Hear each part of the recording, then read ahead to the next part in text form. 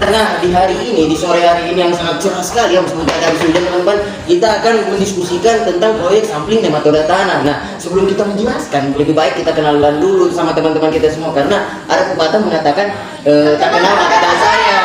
Oke, yang pertama ada. Perkenalkan nama saya Siti Nursia. Perkenalkan nama saya Nur juga. Saya Nining Amriasari. Saya Serlana Burhan. Saya Samsul Alam. Hai, nama aku Jasa. Iya kan? Hai, saya Zulfa Syaida. Dan saya Nelan Bosaki. Iya, dan kami adalah kelompok 7.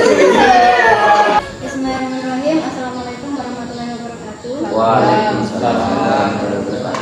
Oke, baik, terima kasih atas waktunya untuk sore ini untuk kita melaksanakan diskusi mengenai proyek yang telah diberikan oleh asisten mengenai sampling nematoda. Untuk mengefisienkan waktu, langsung saja mungkin kita akan bahas terlebih dahulu mengenai dasar teori. Mungkin ada yang bisa memberikan masukan mengenai dasar teori atau latar belakang mengenai sampling nematoda ini, dipersilakan. Baik, saya akan sedikit memberikan masukan dari beberapa referensi yang telah saya baca bahwa sampling nematoda merupakan salah satu metode pengambilan contoh sampel nematoda tanah. Dalam pengambilan contoh sampel nematoda tanah ini menggunakan ukuran 200 gram dalam pengambilan sampel dan ekstraksinya. Nah, nematoda tersendiri itu merupakan makrofauna tanah yang tergolong perusak dari bintil-bintil akar tanaman. Nah, nematoda juga ini semakin banyak digunakan sebagai bioindikator kuat komposisi jaring makanan tanah dan berfungsi dalam studi ekologi. Penelitian ekologi saat ini bertujuan untuk menyelidiki tidak hanya hubungan lokal tetapi juga pola global yang memerlukan metodologi yang konsisten di seluruh lokasi. Oleh karena itu diperlukan protokol ekstraksi nematoda tanah yang umum dan mudah. Mungkin sedikit saya akan mengajukan tentang tujuannya untuk pembahasan mengenai yang tadi dengan teman-teman. Itu topik ini bertujuan untuk lekasnya mahasiswa mengetahui atau memahami tentang sampling tanah nematoda dengan cara yang sudah disampaikan sama teman-teman yang tadi, agar kita bisa mengaplikasikannya terhadap entah itu sesama mahasiswa ataupun masyarakat yang di luar sana. Mungkin ada teman-teman, itulah tadi opsi yang saya berikan. Mungkin ada tambahan buat teman-teman. Mungkin. Ya, kalau dari opsi tambahan dari tujuan, mungkin dari proyek ini juga bisa kita bilang sebagai bahan juga untuk menunjukkan penelitian selanjutnya. Saya. Baiklah, jadi berdasarkan paparan dari teman-teman tadi, juga berdasarkan beberapa rujukan yang telah saya baca, lingkup kajian untuk proyek ini yang pertama yaitu penentuan sampel representatif atau sampel yang dapat mewakili keseluruhan populasi. Kemudian kedua, penentuan jumlah sampel minimal. Ketiga, teknik pengambilan sampel tanah. Adapun beberapa hal yang perlu diperhatikan untuk pengambilan sampel nematoda ini. Yang pertama, jumlah dan kedalaman cuplikan tanah yang disesuaikan dengan jenis tanaman dan juga luas lahan yang akan diambil sampel. Kemudian pola pengambilan sampel, selanjutnya waktu pengambilan sampel, serta yang terakhir cara penanganan dan penyimpanan sampel. Oke, dari yang sudah disampaikan tadi, mungkin saya akan memberikan beberapa opsi untuk metode yang kita gunakan dalam sampling nematoda ini. Nah, di sini seperti beberapa artikel yang sudah saya baca, ada beberapa metode yang bisa digunakan dalam sampling nematoda ini. Ada 6 metode, namun di sini saya akan memberikan opsi satu metode saja mengenai cara pengambilan sampling nematoda ini. Nah, di sini saya akan memberikan masukan mengenai metode pengambilan sampling dengan metode corong Berman, di mana sampel tanah diambil 12 hari setelah tanam. Setiap petak dibuat titik sampling zigzag dan tanah dari setiap titik diambil sedalam 10 cm menggunakan silinder stainless steel berdiameter 7,5 cm. Contoh tanah di komposit diambil 500 gram, kemudian dibawa ke laboratorium. Sebanyak 250 gram masing-masing subsampel tanah diekstraksi menggunakan teknik corong Berman. Didiamkan selama 24 jam dan nematoda diayak. Sampel nematoda dari masing-masing plot dikeringkan dalam oven selama 45 menit pada suhu 70 derajat Celcius dan didinginkan. Selanjutnya nematoda disaring lagi dan alkohol 70% dialirkan ke dalam botol sampel dan disimpan selama 24 jam dalam ruangan berpendingin. Nematoda dihitung di bawah mikroskop stereo pada pembesaran 40 kali dengan cara mengeluarkan nematoda satu persatu menggunakan pipet. Semua nematoda di setiap sampel ditempatkan pada slide, kemudian morfologi mereka diidentifikasi hingga tingkat harmoni di bawah mikroskop cahaya pada pembesaran 400 kali mengikuti pedoman identifikasi dari Blackman dan Baldwin. Selanjutnya untuk metode kedua akan disampaikan oleh saudari Ernawati. Silakan.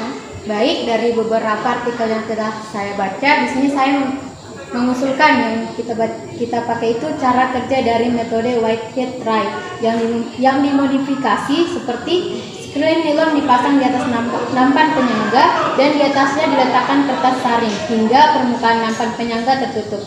Di atas permukaan tisu diletakkan gelas arloji agar tanah yang dituangkan tidak merobek permukaan tisu. Contoh tanah yang berada di dalam waskom diambil 100 ml, kemudian dihomogenkan dengan air volume kurang lebih 200 ml. Setelah homogen, suspensi tanah kemudian dituangkan di atas gelas arloji secara perlahan.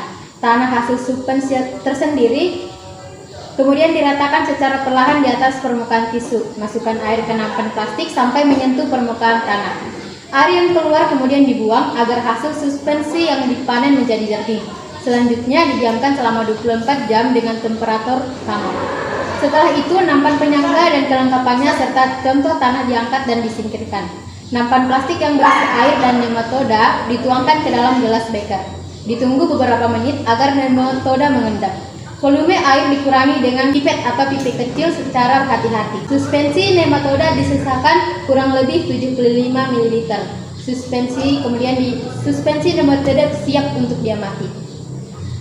Nah, itu dia tadi metode yang kami usulkan untuk proyek sampling nematoda ini. Kira-kira dari dua metode yang kita jadikan sebagai opsi, yang mana yang kita mau gunakan dalam proyek yang sudah ditentukan itu? Kira-kira yang mana? Kalau saya metode corong Berman. Yang lain? Saya juga corong Berman. Karena menurut saya bahan-bahan dari corong Berman itu gampang didapat karena bahan.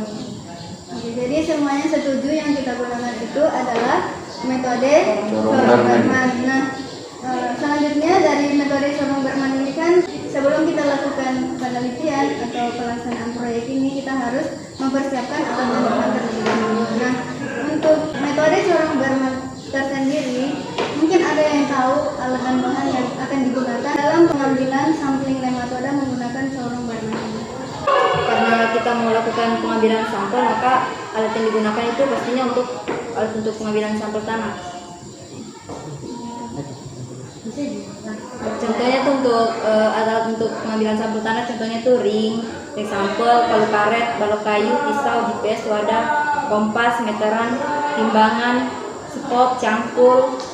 Selebihnya itu alat-alat yang ada di laboratorium yang digunakan untuk menganalisis nematoda. Kemudian untuk metode corong Berman sendiri ini yang saya baca di artikel yang sudah ada, seperti pengayakan tanah ukuran mata jaring 2 mm, 5 mm, timbangan, filter susu, tisu kertas, meteran, corong diameter ukuran 11 cm, selang silikon ukuran 12 cm, lem panas, klip pemeras, serta jaring 5 meter.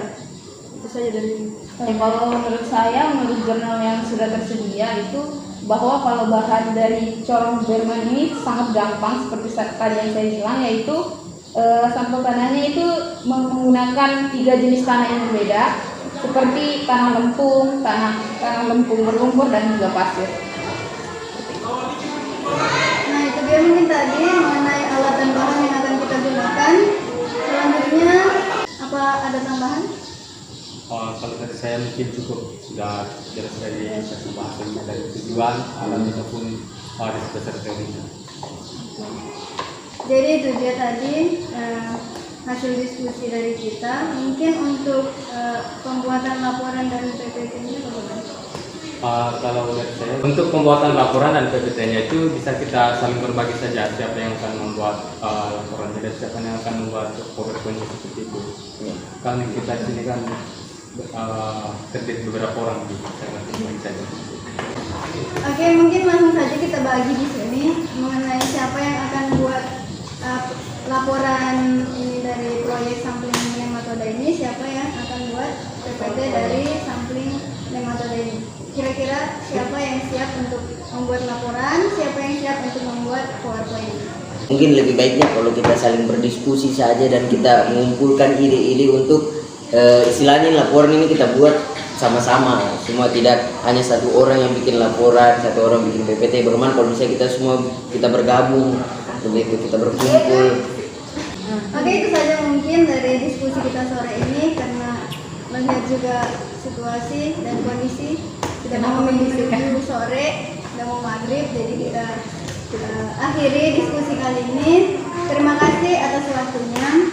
Saya akhiri dengan ucapan billahi taufiq wal hidayah. Wassalamualaikum warahmatullahi wabarakatuh. Baik, itulah dia tadi video dari kami teman-teman dari kelompok 7 tentang bagaimana caranya sampling nematode tanah. Nah, buat kalian yang sedang menonton dan juga menyaksikan, dimohon untuk memperhatikan tadi pemaparan yang sudah kami jelaskan ya. Tapi sebelum kalian tinggalkan video ini, jangan lupa untuk apa teman-teman? Like, comment, and subscribe. Jangan lupa dibagikan. Iya, jangan lupa di share juga ke video grup keluarga kalian.